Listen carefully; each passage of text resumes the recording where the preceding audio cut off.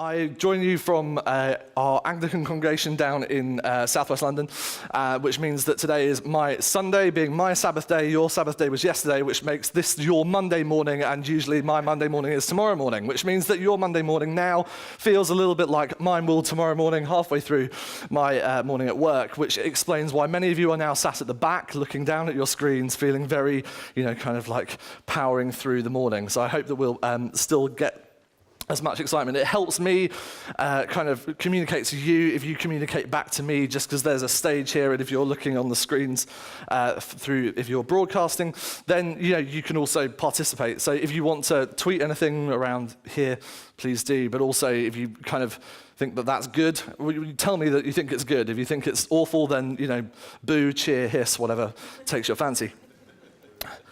The year is 2023. Or 33, perhaps.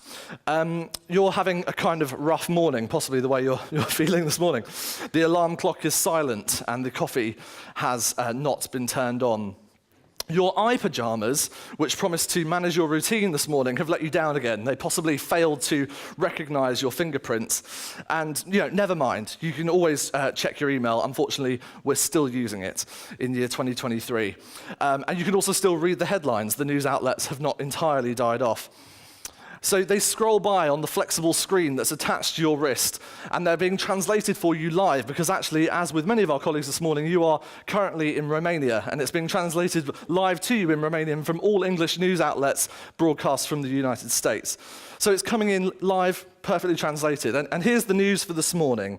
This has been translated from a Burmese native tongue into your wristband. China threatens the US with semiconductor embargoes if it reneges on debt. Brazil-Indonesia deal creates great global technology giant. And a Nigerian sitcom is becoming a sensation in Europe.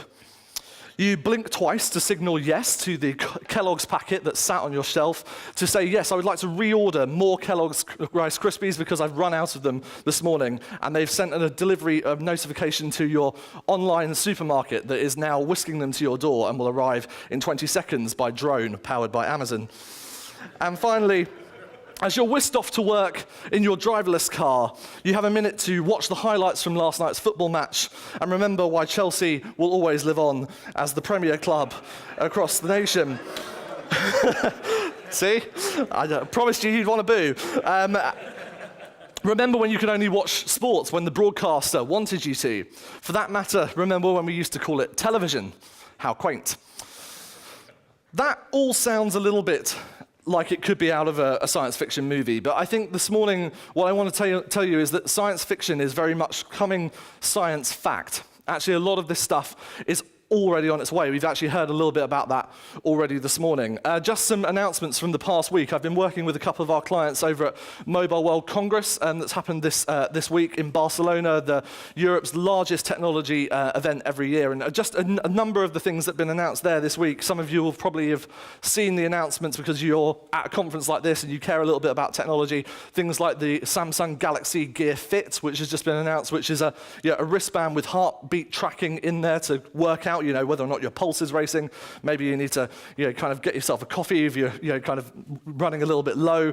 It will be able to tell you whether or not you've been running fast enough or how many miles you've done today. And I'm wearing its kind of Nike-owned cousin, a fuel band that will tell me whether or not I've actually done enough steps this morning. Well, that's depressing. There are all these things that are now becoming available on the market today. They are doing it today. Many of you will also be familiar with things like Google's projects of the driverless car. That's something that's actually already in the works. And of course, things like Google Glass, which will hit the marketplace this year. Number of these things that we once thought of being the things of the minority report generation are now actually becoming real for us. And I think by 2023, they may be even more real than we care to believe right now. All of these things are playing with our world. They're playing with actually a lot of the big data that we've just been hearing so much about. Actually, the way in which all of this stuff is creating more and more information about us. Large proportions of that big data set are not actually being created by machines anymore, but they're being created by us. They are the outworkings of every single motion and action that you guys take. Just think a little bit. How many of you go to a coffee shop where you use a card that you pay for the coffee with, like a loyalty scheme or something like that, that they know the transaction. Some of you might have a Starbucks card. They know what kind of latte you like and how often you come. I don't think it's very far away from the time when you could walk through the door of Starbucks. It could detect that the fact that your NFC card is in your pocket.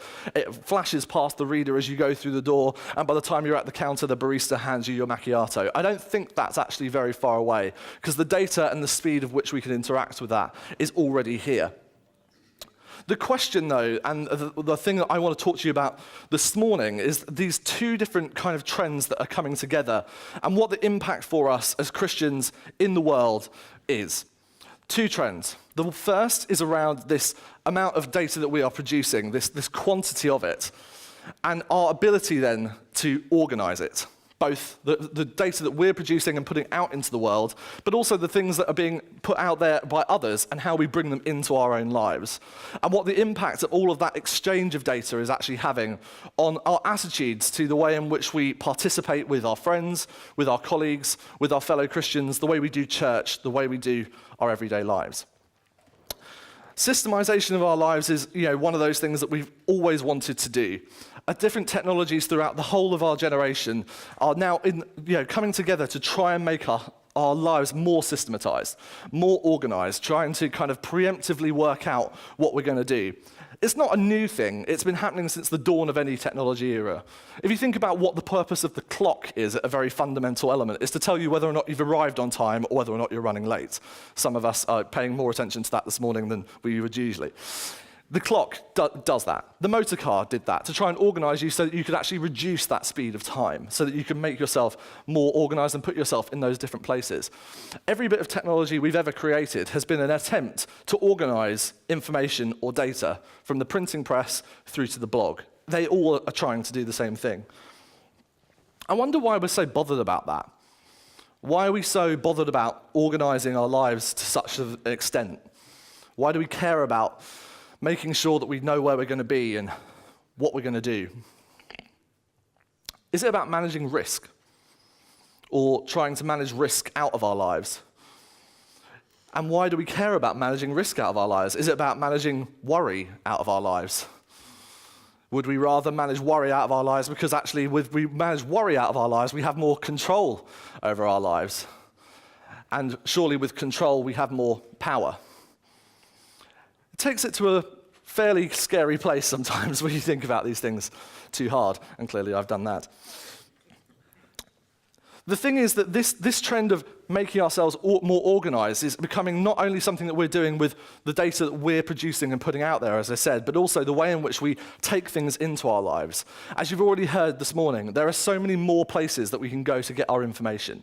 There are so many more ways that we can curate the lives around us. And the things that we pull into our lives are the things that shape our opinions. They shape the way in which we see ourselves, they shape the way in which we see God, and they shape the way in which we see one another.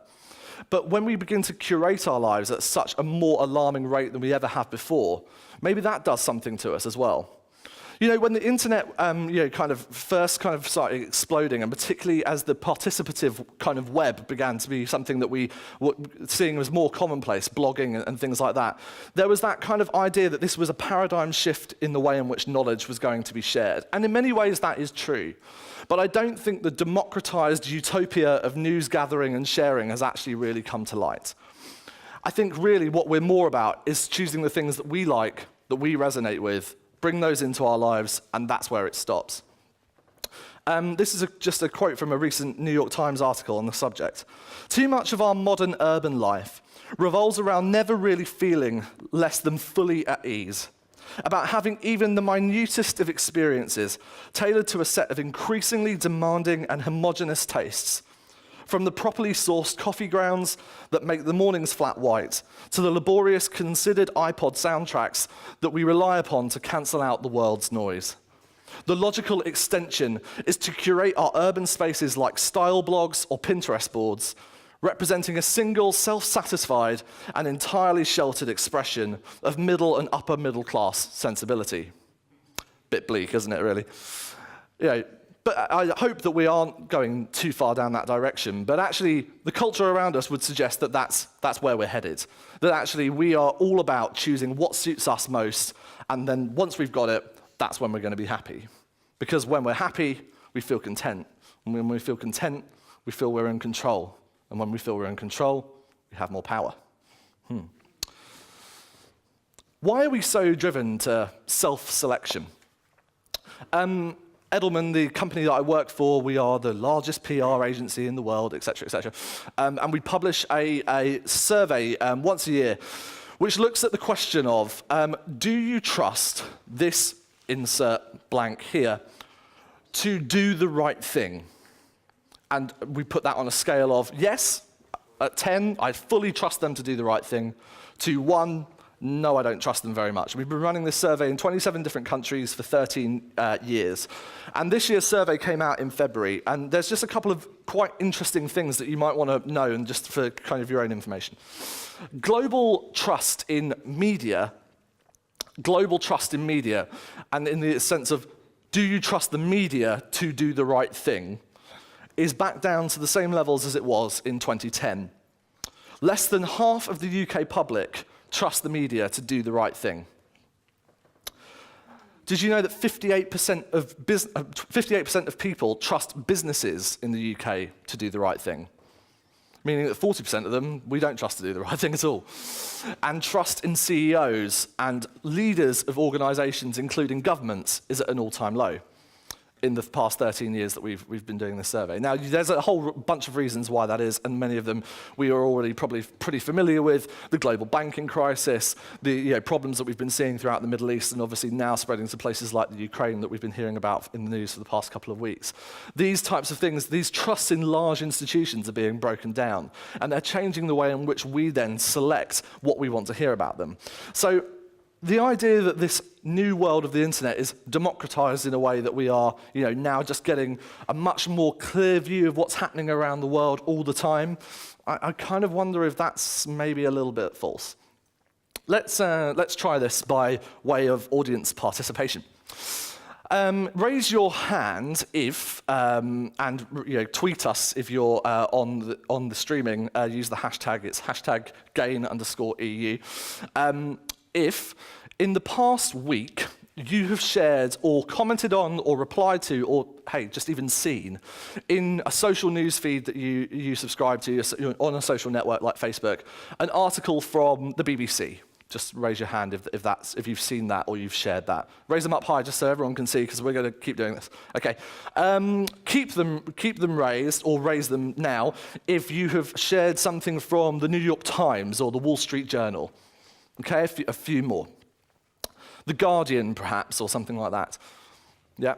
What about Mashable or BuzzFeed, or some of you may have to kind of admit to these things. It's okay, we're in a safe space. Yeah, kind of seen those things. How many of you shared an article this week from Al Jazeera? 2, 3.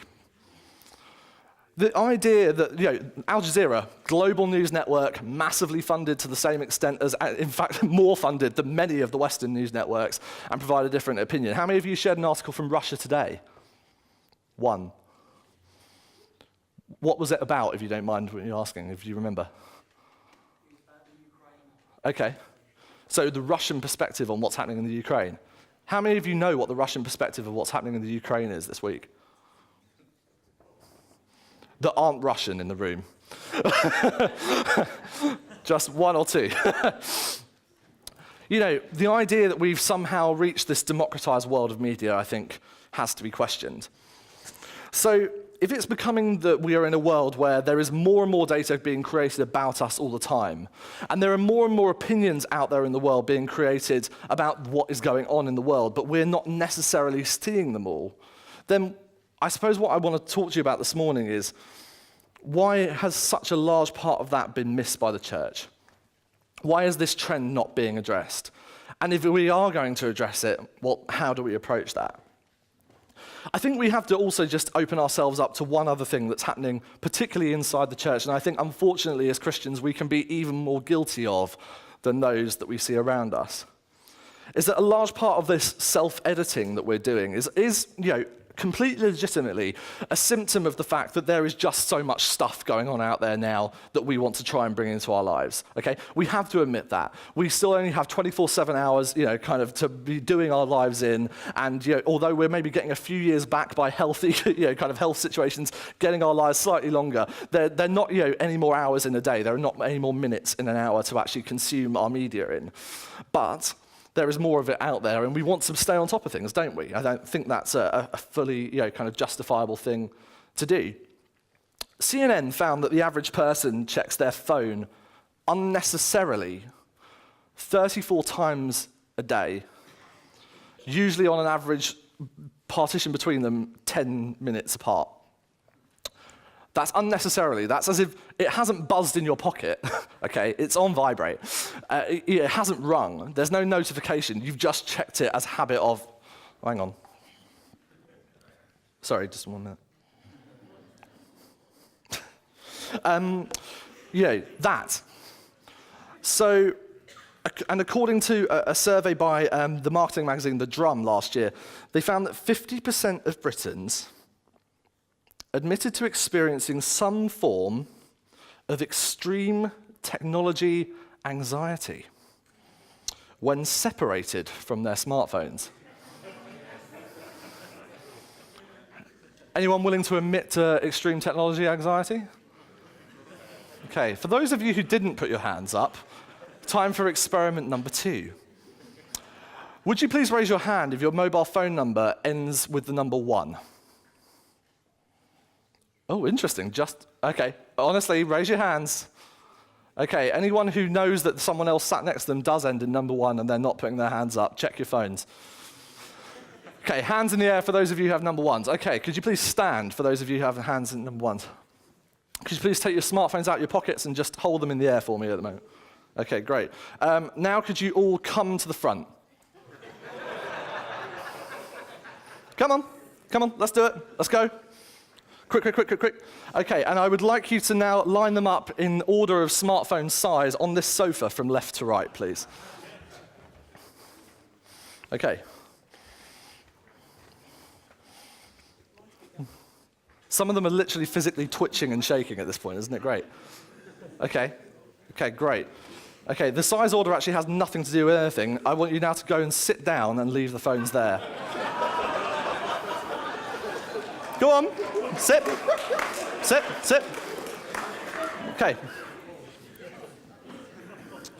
Okay, I have got Samsung Galaxy S3, S4, 2 iPhones, a Samsung Galaxy something else, iPhone 4S, and an iPhone 5S. Who wants the 5S? Yeah. No, I'm not going to do that. Oh, and there's yes, there is an HTC, but we won't talk about them.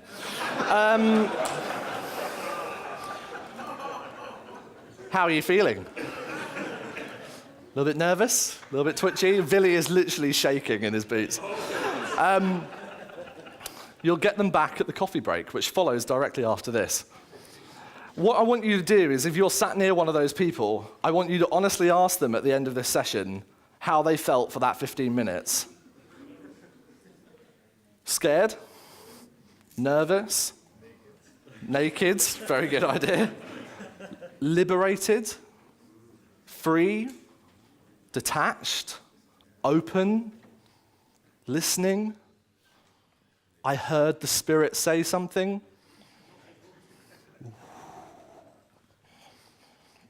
Wonder if this dialogue sounds familiar to you. Hi, how are you?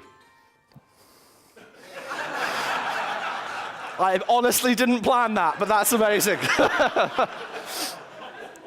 Well, let's just see how many more times that does that as we go through. How does this dialogue sound familiar to you? Hi, how are you? Yeah, good. You? Yeah, well, thanks, yeah. Busy? Yeah, me too, really busy. Oh, I know, right? It's crazy right now, isn't it? Yeah, I know, it's the same at our place, man. Oh. But you're okay, right? Yeah, I'm great, just really busy. Yeah, me too. That is the sound of the pre-church chit-chat across the home counties every Sunday and Saturday for you guys morning in suburbia, folks. Busyness, we might be addicted to it. While studying for this talk, I came across this book description on Amazon. It reads, "An addiction is sweeping our country, but little is being done to stop it. There's no government task force to study the problem, and no commission headed by a czar to combat it. There are a few expressions of public concern from our pulpits either. In fact, most businesses and major corporations encourage or even require their employees to indulge themselves freely in this addiction. Even most church leaders I love that he's taking a picture of all these phones. Even most church leaders commend their members who have fallen into it and exhort others who follow their example. This addiction is not a drug or any substance. It is not antisocial or is considered immoral behavior. Yet it can be destructive. It is a behavioral disorder that presents itself as compulsive, excessive busyness." By Dr. Rick Fowler, who's the director of Prestonwood Christian Counseling Center in Dallas, America. Busyness is difficult for us. It's become very much rooted in our culture, I think, and particularly for those of you who are in the church serving on any board, council, group, ministry, small group, pastorate, whatever you want to call it. I'm sure you feel the same way, because unfortunately some of you also try and earn a living at the same time, and how dare you? I mean, really. I mean, that's quite difficult. Over the past 6 years, Monocle Magazine, which is a magazine that some of you might see in newsstands when you some of you have flown in, I think, for this. You might have seen it in kind of W.H. Smith's. It's a kind of monthly publication on culture and business. But they published this survey, which is the 25 cities to live in. It's the 25 by 25 index. And it takes into account all sorts of cultural and socio-economic kind of benefits of different cities around Europe and around the world in particular that we should live in, that they are doing the things that we should aspire to go and stay there for. And those factors include population, international flight routes, crime, sunshine, temperatures, tolerance, as in social tolerance to different issues, unemployment rate, electric car charging points, culture, including art galleries and cinemas, etc., the amount of those, the amount of bookshops, the amount by square hectares of green space, street life, what's the culture on the streets. And they recently added this year to their survey the amount of restaurants that are open where you can get dinner on a Sunday. In their preface to the index this year, they said that too many cities all but shut down on a Sunday. We believe our city should be a 7-day operation. I wonder if we are headed into that place of a 365, 24/7 culture that is actually, where we rate our lives by the quality of our busyness, where we wear it as a badge of honor. I think there's a huge opportunity for us to speak into that world. You see, as Christians, we aren't called to necessarily just be always on. We're not always, unfortunately, called to be streaming 24/7. And that, I think, for us, is going to be the biggest challenge of our age. And it's certainly the biggest challenge for our next generation. Is anyone in the room under the age of 18? Okay. How much time do you reckon you spend a week on Instagram? Yeah, she hangs her head in shame. I do a lot of work with our youth ministry in our church, and one of the things that I've had to put up with for the past 6 weeks while we've been running the Alpha course with them is that every Sunday morning they basically accost me of like, "I've got more followers than you." And I'm like, "Yeah, you do." But my cat's prettier than yours and I make better memes, so get lost. They are more connected as a next generation that is coming through, and I think we all know that that's the case. But the point is that we have to accept the fact that the generation that is coming up now, any generation where you were born, kind of 1990 or earlier, you have not actually experienced life on planet Earth where broadband internet connectivity in the West is not something to be taken as a given. Okay, there is actually Rightmove.co.uk, the property website, announced this morning that they are adding a new feature to their website where you can actually see when you're looking for a property to buy what the broadband connectivity speed is going to be at the time in which you buy them. And actually that half of the UK population, when surveyed, said that actually if broadband wasn't available in a property, that would actually be a serious decision-making choice that they would have to make as to whether or not they actually went through with the purchase. Okay, that for us, it's the fourth utility. Gas, water, electric, internet.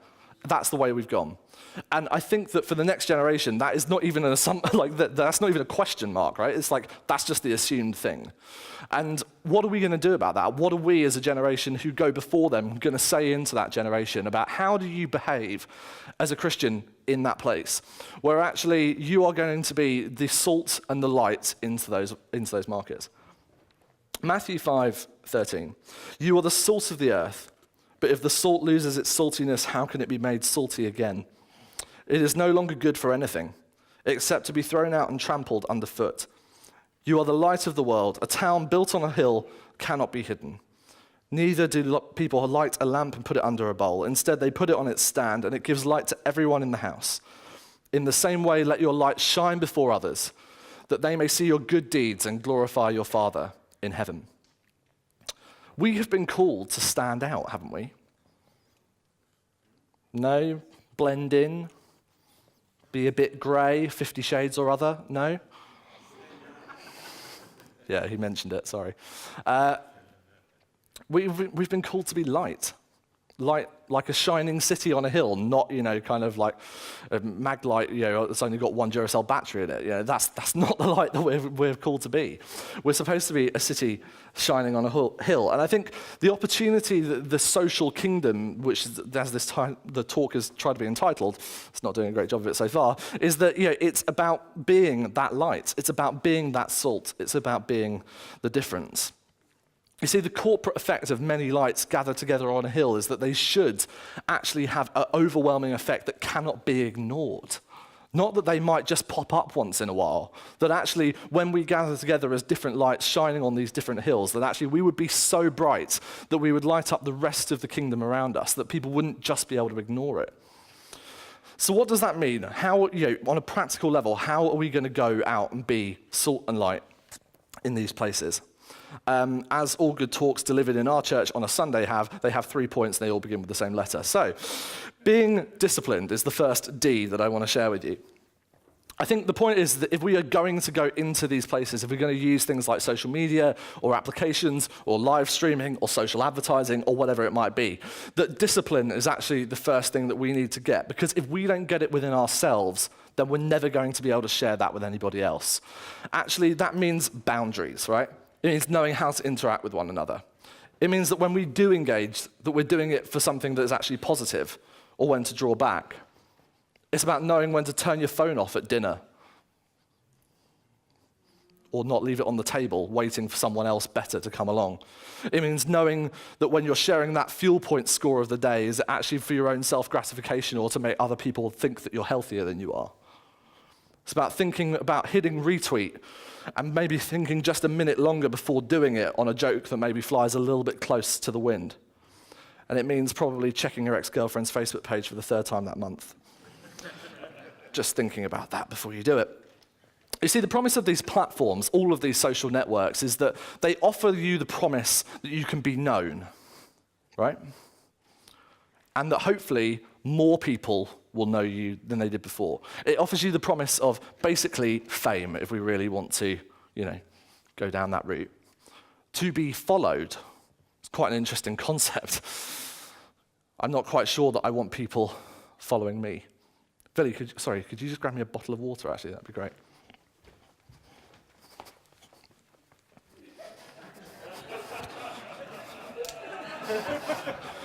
You see, when people follow you, sometimes it's a bit weird.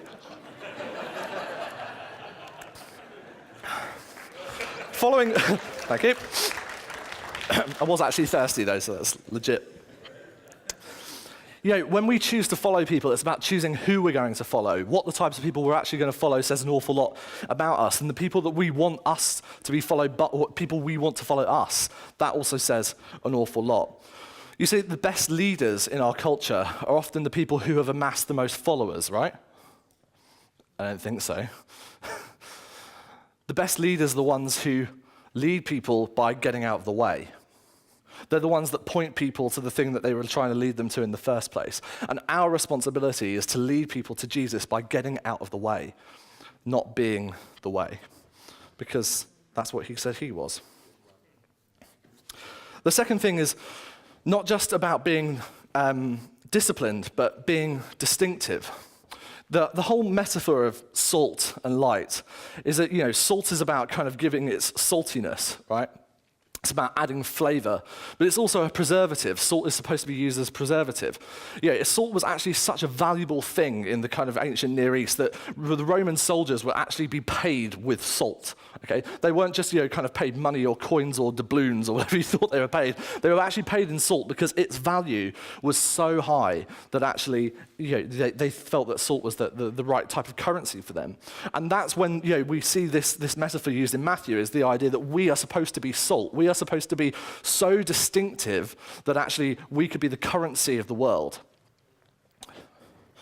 When we go into these platforms, a lot of them are also built on the concept not only of fame, but what Robert Cialdini, he wrote an amazing book called The Weapons of Influence. There are 6 weapons of influence, which I'll never be able to list off in this context now because my brain's not that good. But one of them is social proof. It's the idea that, kind of when we see others doing something, we do it also. It's the entire premise of Apple or Abercrombie and Fitch putting, kind of lines outside their stores at every kind of product announcement, or the red rope of Louis Vuitton kind of outside the bag shops at Selfridges, is that premise that, well, actually, other people are here, and maybe I should be there as well. How many of you, when you were a kid, kind of had your parents at some point or other use that analogy of when you had done something quite egregious to them? You said, well, John was doing it, so I did it as well. And your mum or dad turned around to you and said, well, if John went and ran off a cliff, you wouldn't go with him, would you? Yeah, you probably would. Because the idea of social proof is that actually, when we see everybody running in one direction, our herd mentality, our instinct within us is actually to go, yeah, I'm going where the good stuff is. Everyone else is heading that way. I'm going with them. But actually, what we are asked to do is not just to follow the crowd. We're actually called to be distinctive. We're called to be salt. We're called to be a different kind of currency, pushed at a different exchange rate. As ridiculous as it sounds, that's the world that we live in. And these platforms that we're talking about here, these things like Twitter, like Facebook, all of those are actually built on that mentality that the thing that's got the most likes is probably the best thing, or the thing that's got the most retweets is probably the right thing to be retweeting as well. The thing to be seen saying is the thing that gets said. And that's where we see all sorts of things like horrific things going on, from the London riots to things that we saw happen in the Arab Spring, are actually, as much as they are about the freedom of ability to share information, they're also about groups of people coming together and the herd, unfortunately, running in one direction. And that's not 5 boys in America with a pop band. The third D, not 1D, is being deliberate. We actually have to make an active choice in this, right? Because actually the level of stuff that, as we've said already, that's coming at us day in, day out is such a deluge that actually it'd be much, much easier to just go with the herd, to go with the crowd, to just follow people through into whatever is being said. But actually being distinctive and being deliberate means making an active choice against that. Deliberate is choosing to either abstain from engaging or not just contradicting the morally questionable, but actively bringing the saltiness of the Spirit of God into one of those conversations, into one of those moments where actually, if you pop that thing into the newsfeed of a friend or a colleague, that actually would make a real difference to them. And that doesn't happen by accident. It's something that we have to intentionally do. That doesn't mean offering the gospel into situations just for the sake of it. And it doesn't mean hitting people over the head with the Bible until they actually listen to you. And I've seen plenty of people online do that. But what it does mean is perhaps bringing the gospel into the most hostile of situations. When you see someone being trolled, or cyberbullying going on, or someone just sharing slander and gossip about someone that you actually know really isn't very true. Or maybe the heated discussions, as some of you have already experienced by just sharing news articles about what's going on at the moment in Europe. We are called to actually be deliberate in this. We're called to be a light shining on a hill. And lights don't just get turned on, they have to be lit. They have to be ignited in some way. And the only person to ignite them in us is us. We have that responsibility. The gospel has been given to us that we may take it, that we may share it, and that the only way it's going to bring light to anybody is that we turn the switch on. In closing, I just want to ask you another question. It doesn't involve you giving up your smartphones. How are you guys doing? Those of you whose phones are up here. They're all very, very quiet. They've got a laptop. Put it down. Whose is this one? Whose is this one? How are you feeling? Yeah?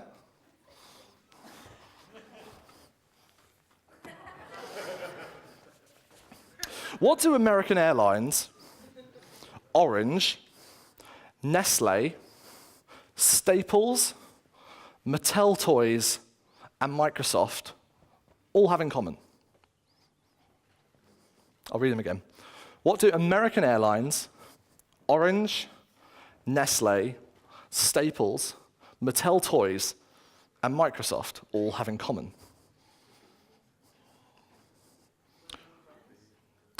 New, Haas, grotesque.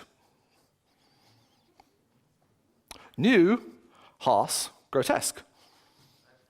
Renamed correctly as Helvetica. Mike Parker, who helped popularize Helvetica, the font, died this week. And you won't find a graphic designer who isn't familiar with the typeface. It was released in 1957 under the original name New Haas Grotesque, translated to Helvetica, which I believe is actually a translation of Swedish, or the word Swedish, someone has told me. But Wikipedia may lie. Don't believe everything you read on the internet. Helvetica is an interesting thing, and it's a phenomenon that I just want to kind of leave you with in the process of closing this talk, is that Helvetica is one of those things that I can tell you all of those different logos, and there's all sorts of things that come to mind, right? I can tell you about American Airlines and what amazing things they've just done in kind of rebranding their entire fleet internationally, regardless of how great they are to actually fly with.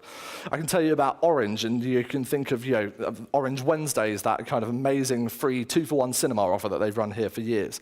I can tell you about Nestle, and you might think of chocolate, and you might think of, terrible things that they may have done with certain cocoa producers, but then other things that they've done later on, and Nescafe and kind of Nespresso and all the other derivatives of it. I can tell you about Staples, and you might think of either the things that you punch paper together with, or the big box stores that sell you printers and cartridges.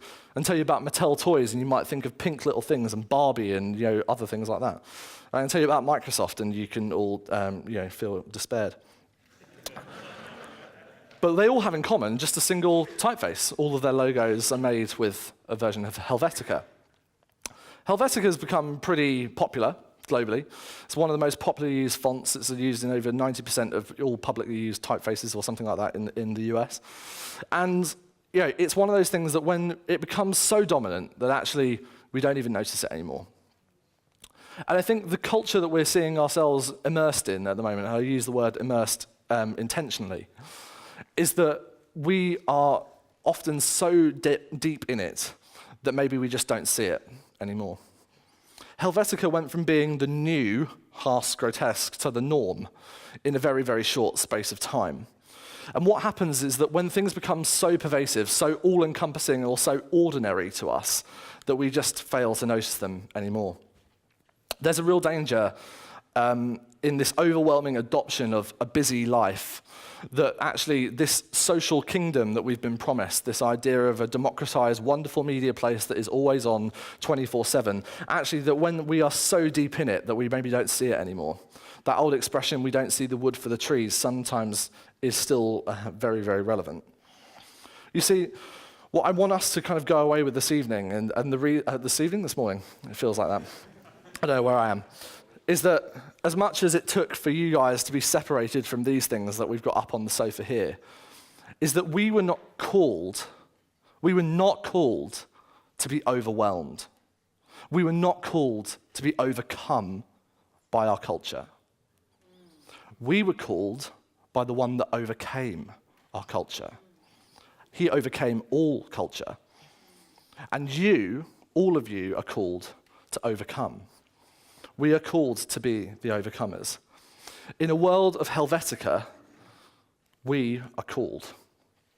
And so what I want to leave you with today is that just the idea that if you have felt a little bit overwhelmed, if you felt yourself being kind of wearing your busyness as a badge of honor, as some kind of logo, as something somehow to be proud of, that actually you're not called to be the Helvetica. You're called to be the Franklin Gothic demi-bold, right? Some of you are called to be Comic Sans, sadly. And some of you are straight up Webdings, okay? So that's the life that we've been called to. We've been called to difference. We've been called to overcome.